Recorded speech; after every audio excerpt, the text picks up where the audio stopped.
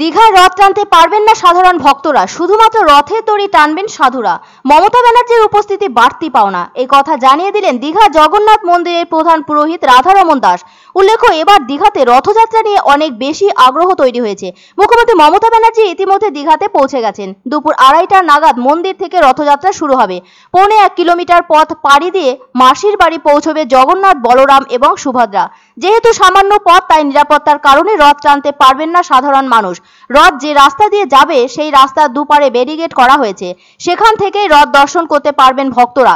সেই সঙ্গে রথের দড়ি ব্যারিকেডের ভেতরে পৌঁছানো হবে, যাতে ভক্তরা সেটা স্পর্শ করে দুধের স্বাদ ঘোলে মেটাতে পারেন।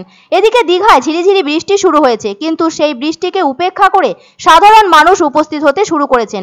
মুখ্যমন্ত্রী মমতা ব্যানার্জি দুপুর 2টো নাগাদ রাস্তা সোনার ঝাঁটা দিয়ে পরিষ্কার করবেন, তারপরই রথযাত্রা শুরু হবে। জানা যাচ্ছে বিকেল 4:30টার মধ্যে পুরো প্রক্রিয়া শেষ করা হবে। আসুন শুনে নি দীঘা জগন্নাথ দেব মন্দিরের প্রধান পুরোহিত রাধারমন দাস সংবাদ মাধ্যমকে এ বিষয়ে কি বললেন। বৃষ্টি শুরু হয়ে গেছে, ভগবানও এক এক করে মন্দির থেকে আসছেন, রথে বসছেন। সুদর্শন চক্র সর্বপ্রথম এসেছিলেন, তারপরে বলরামজি অলরেডি এসে গেছেন, এখন সুভদ্রা মহারানী আসছেন। কিছুদের মধ্যেই জগন্নাথ স্বামী এসে যাবেন। দুপুরবেলা 2টোর সময় মাননীয় মুখ্যমন্ত্রী আসবেন। অনেক রিচুয়ালস থাকে, উপচার থাকে, ওটা করা হবে। মাননীয় মুখ্যমন্ত্রী উনি আরতি করবেন, সোনা ঝাড়ু দিয়ে রাস্তা পরিষ্কার করার পরে রথযাত্রা শুরু হয়ে যাবে। দেখুন, একটু বৃষ্টি হচ্ছে, তখনও তার সত্ত্বেও লোক দাঁড়িয়ে আছে, অনেক লোক ভিজছে। এটা আনন্দের দিন, এটা খুব ঐতিহাসিক দিন। এক দিনে 2 লাখ লোকও এসছে এখানে।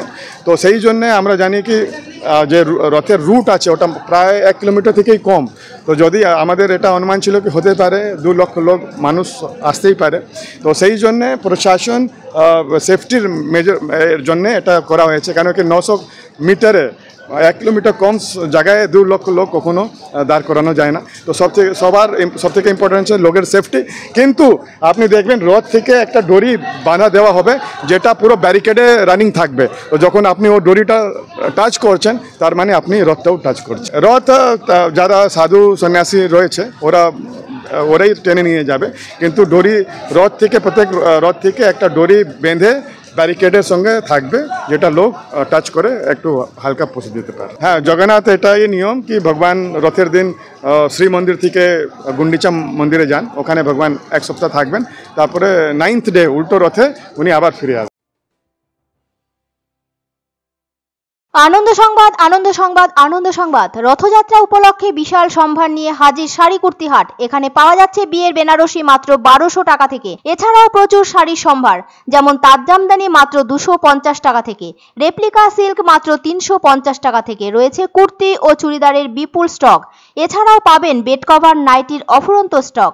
রথযাত্রার অফার 27শে জুন থেকে 5ই জুলাই পর্যন্ত। স্থান শাড়ি কুর্তি হাট, ডিবিসি রোড, কমার্স কলেজের পাশে, জলপাইগুড়ি।